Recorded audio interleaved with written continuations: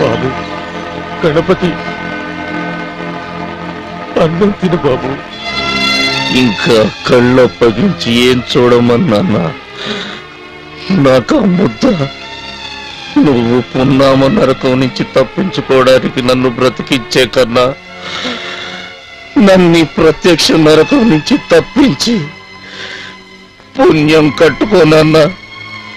గొడ్డు కారం మెతుకులు పెట్టి ఈ శవంలో రక్తం ఉడికించే కన్నా కుక్కెడిండ్రిని పోసి చల్లగా చచ్చిపోని నాన్న. నీకు అన్నం పెట్టేది ప్రేమతోనో ప్రాణాలు నిలబెట్టాలనో కాదురా, వాళ్ళ ప్రాణాలు తీస్తామని. తల దువ్వి గౌను తొడిగి బళ్ళోకి పంపించిన కూతుర్ని బట్టలు ఉడదీయమని 5గురి ఒళ్ళోకి పంపించిన ఈ దరిద్రుడి చేత్తో అన్నం ముద్ద పెడుతున్నాను. నా కూతుర్ని ముట్టుకున్న వాళ్ళ రక్తపు ముద్ద తీసుకురా.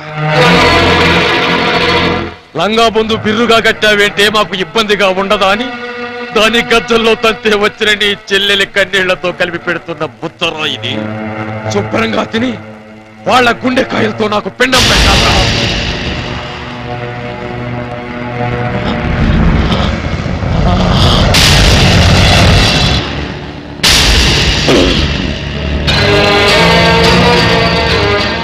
నీలో జీర్ణించుకునే ప్రతి కారం మెతుకులోనూ ప్రతీకారం కలిపి పెడుతున్నారా?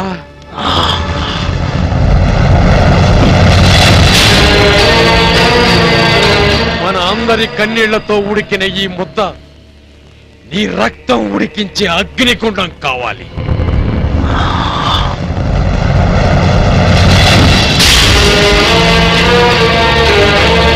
గణపతి, నేను చచ్చాక నాకు తల కొరివి పెట్టకపోయినా పర్వాలేదు. వాళ్ళలో ప్రతివాడి తలకాయ తెగిపడాలి. తిను.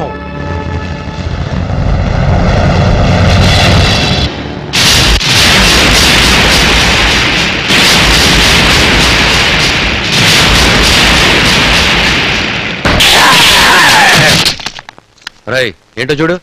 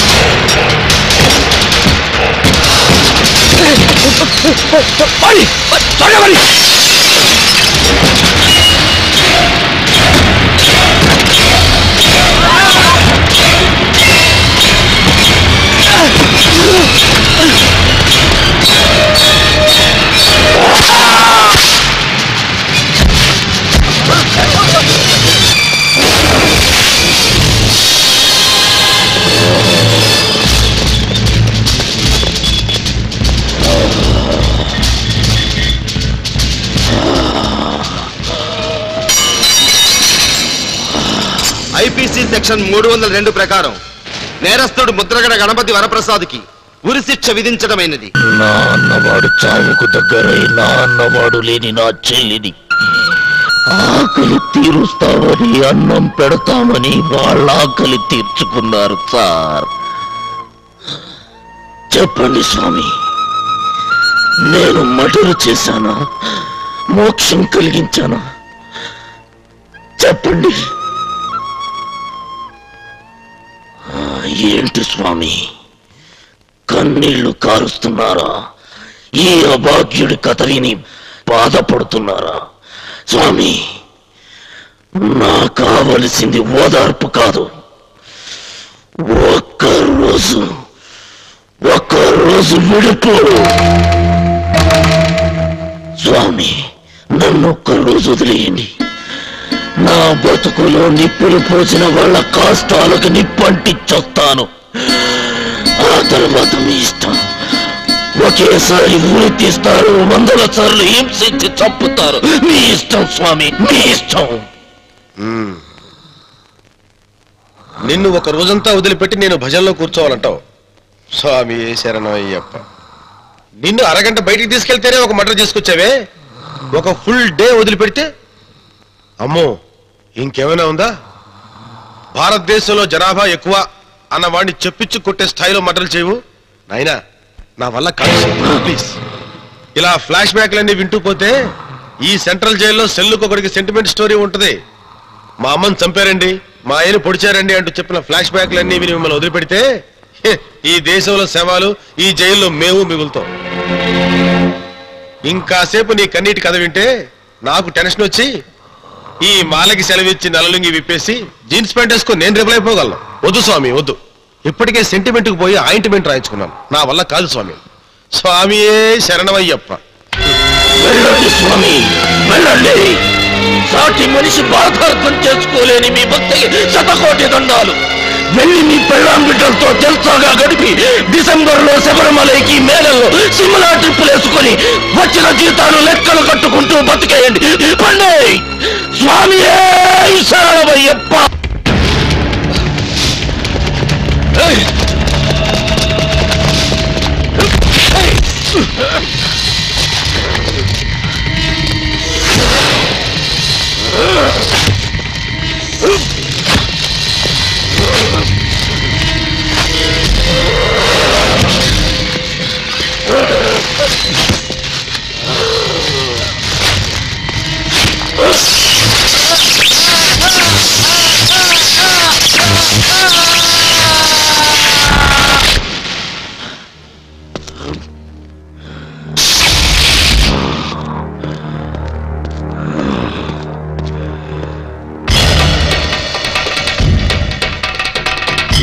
వదిలేయండి స్వామి. నా కథ విన్నవాళ్ళు, కన్నీళ్లు కూడా పెట్టుకున్నవాళ్ళు నన్ను ఒక్కసారికి వదిలేయండి. మాల వేసుకున్నవాడు మనిషి రూపంలో దేవుడు అంటారు. ఈ ఒక్కరోజు డ్యూటీలో అయ్యప్ప భజనకి వెళ్ళొచ్చాననుకోండి స్వామి. గురుస్వాములు, మీకు సాష్టాంగ పడుతున్నాను. మీ మీద చెయ్యెత్తలేక వేడుకుంటున్నాను. నన్ను వదిలేయండి. అంటే మాల లేకపోతే చంపేస్తావా? నాకు దేవుడట్టొచ్చినా దయ్యాలట్టు పడినా వాళ్ళని చంపే తీరతాను స్వామి.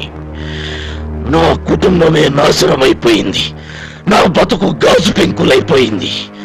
నేను చచ్చి బతుకుతున్న మనిషిని స్వామి.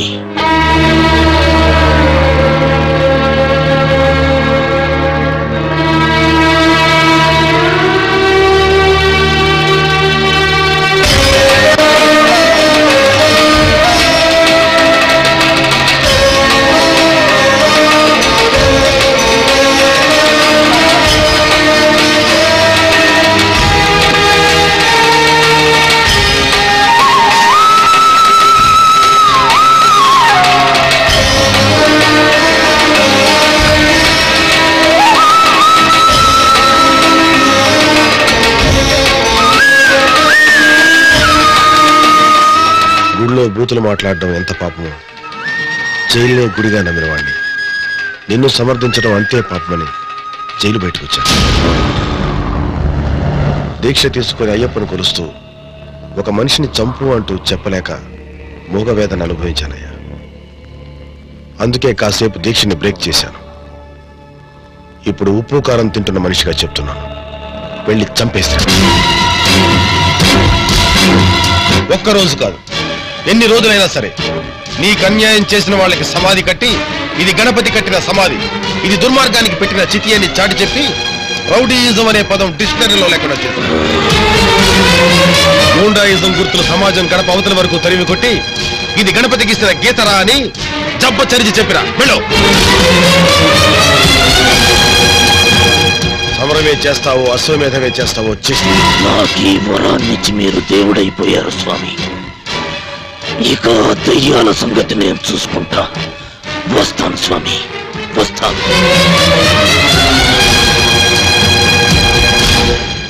స్వామియే శరణమయ్యప్ప.